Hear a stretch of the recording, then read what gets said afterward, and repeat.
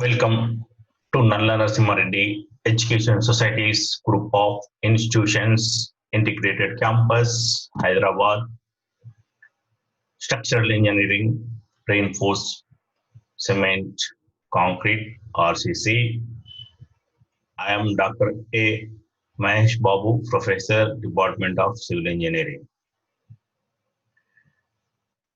Last videos, I explained about how to calculate dead load of the structure or independent components like beams, columns, slabs.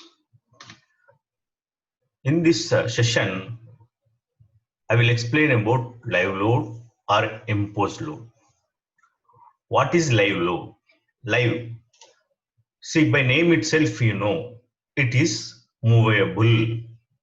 See, the load changes with respect to time. Today, the weight will be here, and after 1 hour or 2 hours or next day, that much of weight may not be there. For example, your classroom. See, today 60 members strength is there. Okay. So approximately 60 kilonewtons will act on that slab. Tomorrow 30 members. A day after tomorrow holiday. So there is no load. So this type of loading may come and go. The name itself is assembling that these type of loads are real-time loads. Real-time loads.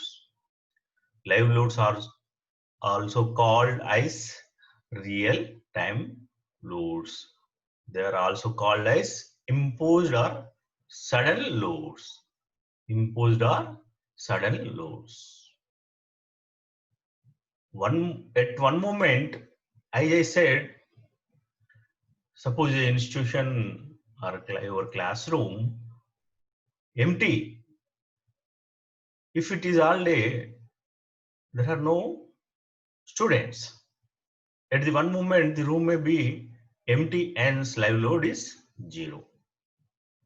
If the same room is packed with people, then the live load intensity will vary considerably. That is, it is considered the weight. Suppose total strength, a seminar hall packed with 1,000 people.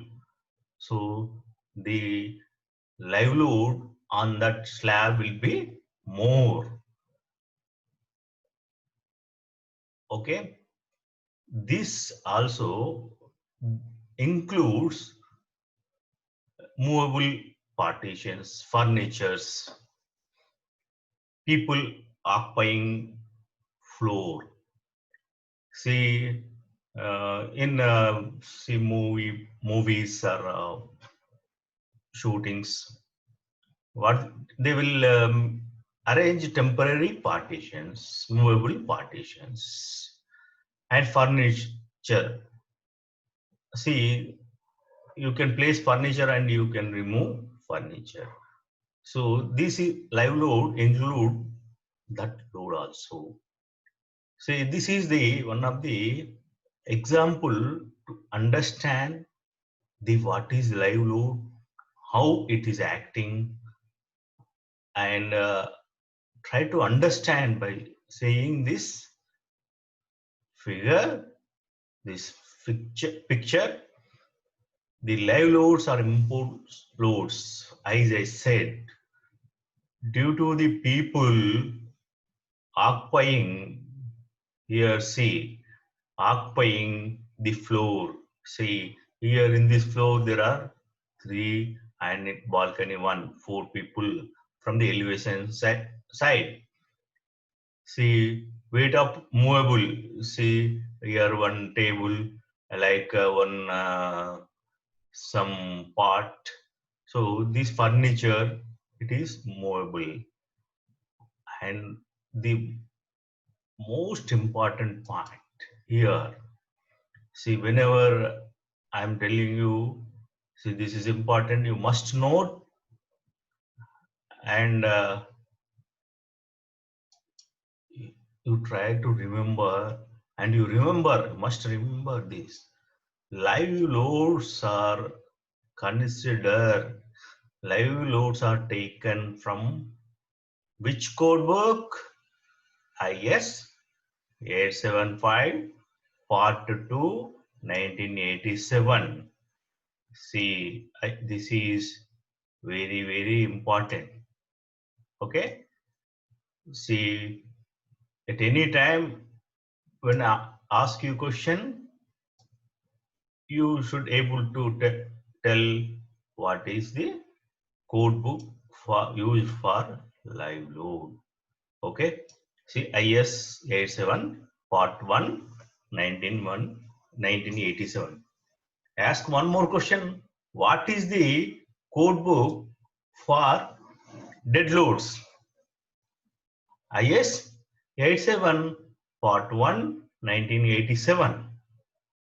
See, don't get confused. First one is comes Part 1 related to your dead load. Part 2 related to your live load. See, these are very, very two important points. Generally, these questions several times they're asked in many competitive examinations. So, what in interviews, in our project was even mini and project, major project was also examiner will ask these questions generally regarding loads, how calculated dead load, how calculated live load.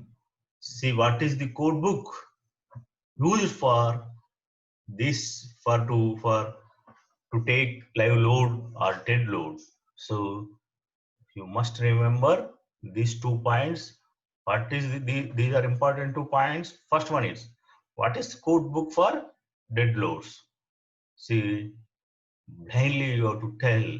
You must remember IAS 875 Part 1 related to dead loads and IS 87 Part 2 1987. See, in dead loads Part 1 they have given one table.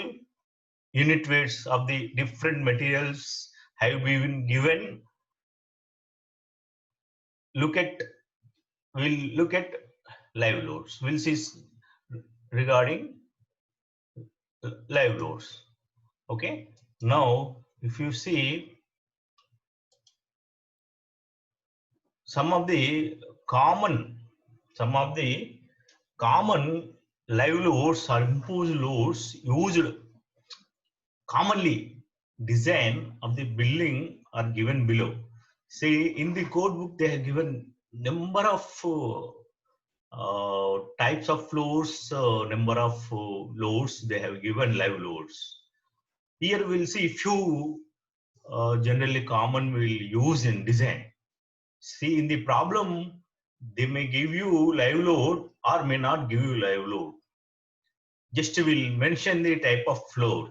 Then you have to consider these minimum live loads in the calculation of your problems. So these values are from which code book? IS 875 Part 2.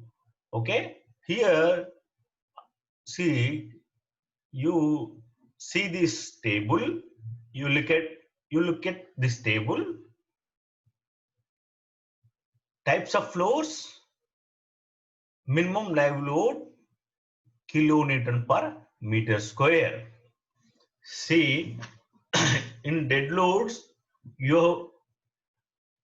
they have given unit weight, that is kilonewton per meter cube. But here, area wise, live load per square meter, kilonewton per meter square. This is the difference. Don't write kilonewton per meter cube here.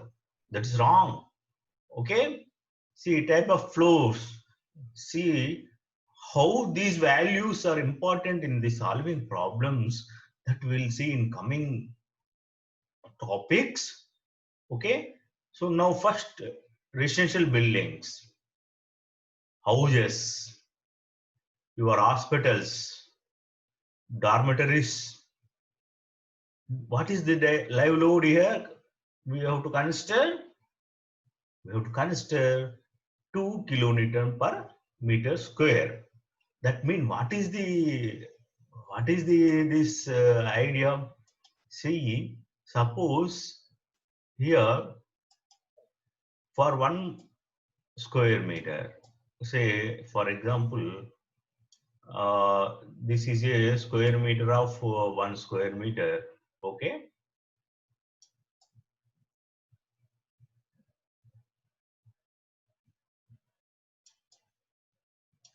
This is a square meter. Okay. In this one, suppose house. See, generally what they consider here. See, here they consider this one. Say maybe, say, suppose there are 2 persons. Okay.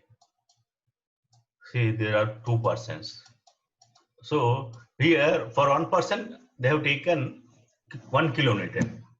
Say 2 kilonewton per meter square. Likewise, this is a very simple example to understand. See, live load for residential buildings and hospitals, dormitories, the value is 2 kilonewton per meter square. So you must remember these important values. Generally, they will give you in examinations, but in competitive examination, they may not give you. You have to remember these values. We will see some more remaining values of live loads in next class. Thank you.